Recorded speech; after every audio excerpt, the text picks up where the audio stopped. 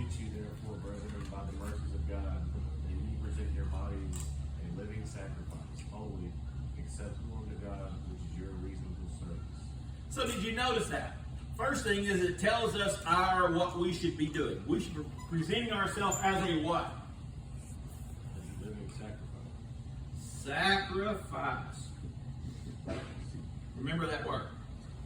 What is the last two words that was used? Reasonable service. A reasonable service. Somebody tell me what that means. What do you get from that? Not asking too much. Reasonable. You have to define reasonable. Okay? Consider it from this aspect. When I first read it, I kind of missed it. This is something I've always walked around, I've always carried myself. Do we have responsibilities? So the thing is, which is your reasonable service? What he's talking about is a fair trade. If you hire somebody, Eric, to come into your house and do the plumbing work, okay?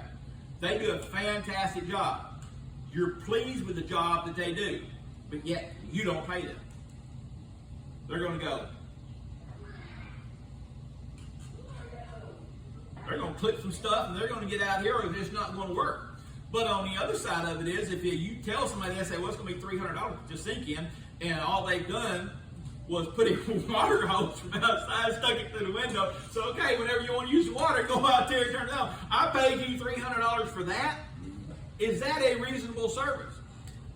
No, that is not a fair trade. Chase, it's not a fair trade when you pay for good flour to make bread with, and you get it and you got bugs in it. Is that worth that extra money you spent? No. It's not. It's not a fair trade. What he's talking about is our responsibilities, because we've made a deal, have we not?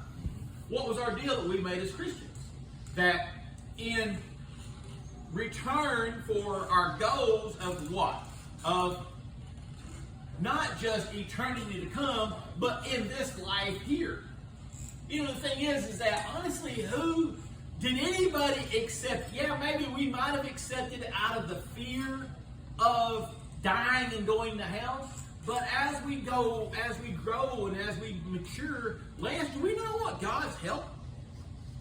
I remember when you was a young teenager, and you remember I'd ask you, well, why do you wear a crucifix? And you used it. You said it helped you as a talisman to protect you, right? Of course, you was young then, so that's back when you were young. But you talked about and I told you about how I used to keep one of my walls, keep vampires and stuff like that out of my house, and stuff like that. No, y'all never worried about vampires and werewolves, but I kept them in my house. So the thing is that we expect God's blessing and protection on us now. So then, therefore, if we're asking for an eternal blessing, and we're asking that God helps us and protects us, when we're asking for prayers every day, we're asking God to do something. So then, does God have a right to expect a reasonable service in return? Yes, absolutely.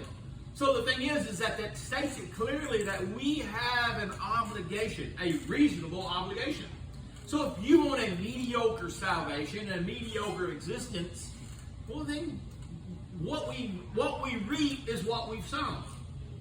So if we've sown a crop and just take our seeds out there, Amber, and threw them out there in the driveway and hoping that these things grow, when they finally do germinate, they will germinate, but how long are they going to grow? And when it becomes hot, they've not got roots, the ground's not, because they'll dig in a little bit, but yet we have a responsibility to nurture these things, to grow these things. Is there a parable about that as well, about growing on a rocky soul? Exactly. So the other side of this thing is, so now, what we're talking about, we're laying the foundation for understanding something. Spiritual warfare. We talk about spiritual warfare, but the problem with spiritual warfare is that sometimes, this is something that Richard and I talked about, that sometimes we think that Satan is after us. In reality, it's God that's punishing us. It's not Satan is after us, it's God that is punishing us because of our disobedience. So the first thing we have to understand, the first thing we got to deal with when we're dealing with spiritual warfare, we have to understand, is this God? Is this us being stupid?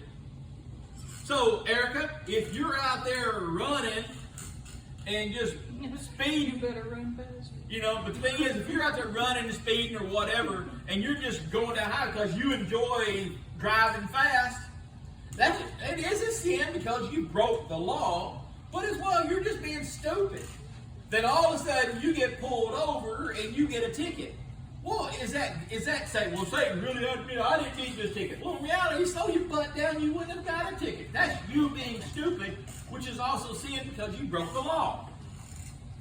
But on the other side of it is that maybe God is trying to teach you, slow your butt down, go ahead and do it. My daddy said, this is favorite work.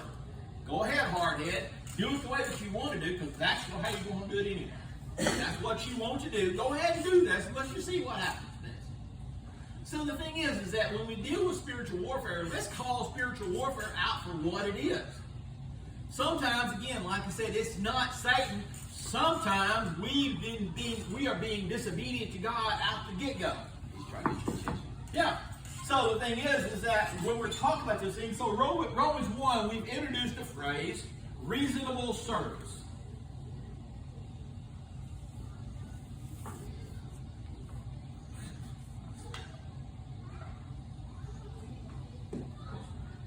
So, now, in Malachi 3, we're going to skip over Malachi 3. Now we're going to go to Haggai 1 through 12. Now we're talking about where the children of Israel, you can read back about it, they're going through some hard times, and the temple is all destroyed, all these things are going wrong. Has anybody ever looked at their life and say, why is all this stuff happening in my life? So, the Jews could say, well, you know, God, this is going on, you know, we're really being attacked from the devil and stuff like that. So, I'm going to go there.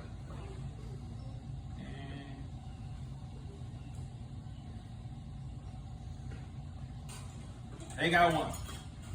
In the second year of Darius the king, in the 6th month, on the first day of the month, came the word of the Lord by Haggai, the prophet, to Zerubbabel, the son of Shealtiel, governor of Judah, and to Joshua, the son of Johazadak, the high priest, saying, Thus speaketh the Lord of hosts, saying, This people say, the time is not come, the time that the Lord's house should be built. Then came the word of the Lord by Haggai, prophet, saying, Is it time for you, O ye, to dwell in your basically tiled house, and this house lying waste? Now therefore, thus saith the Lord of hosts, consider your ways. Think about this. Ye have sown much, and bring in little. Ye eat, but you have not enough. Ye drink, but you are not filled with drink. You clothe you, but you are not worn. And he that earneth wages to put it in a bag with holes. Thus saith the Lord of hosts, consider your ways. Go up to the mountain and bring wood and build the house, and I will take pleasure in it, and I will be glorified, saith the Lord. Ye looked for much, and lo, it came to little. And when you brought it home, I did blow upon it. Why, saith the Lord of hosts? Because mine house, that is a waste, and ye run every man unto his own house. Therefore the heaven over you is stayed from dew, and the earth is stayed from her fruit.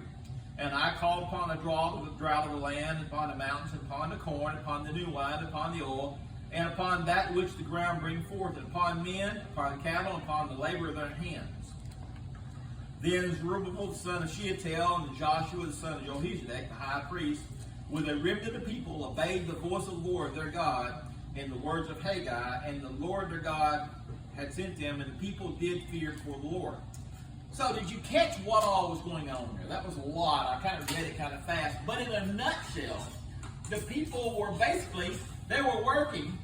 Does anybody ever feel like you're working and you're not having any money to show for it? You feel like every time you do something that it don't come to fruit. And what you do get, the story, I remember my daddy used to wear an old-timey shirt and carry what he'd have a safety clip, old-timey diaper pin. And he always had his billfold clipped right in here. And I asked him, I said, Daddy, why do you always wear your carry your billfold in there. When they were young, Daddy got his first